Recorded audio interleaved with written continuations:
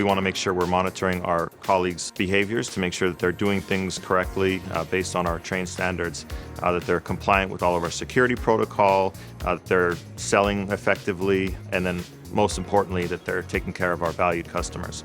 The recordings, of course, allowed us to improve our quality management program, and it also allowed us to increase our QA scores within the team because now we were able to capture every single one. The State Public Utility Commission requires us to maintain all customer interactions for 2 years. We keep those interactions on the platform. We can go back and retrieve those as needed and provide those either to the Utility Commission or customer disputes, whatever the case may be.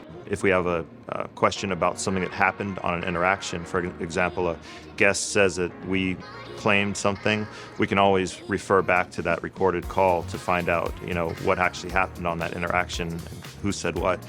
So that's very useful. We started integrating those phone calls into our training program to tell our seasonal agents who came in, hey, here's what an excellent phone call should sound like, and this is how we celebrate these types of phone calls.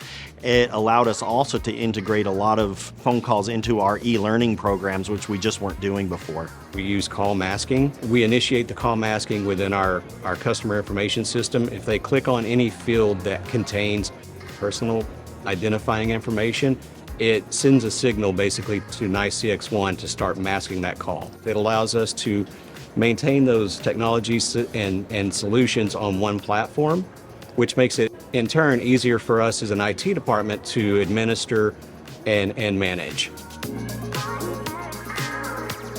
We had a system for workforce management, we had a system for chat, we had a system for email, we had a system for our QM program, and so moving to the cloud allowed us to consolidate all of those different pieces into one system.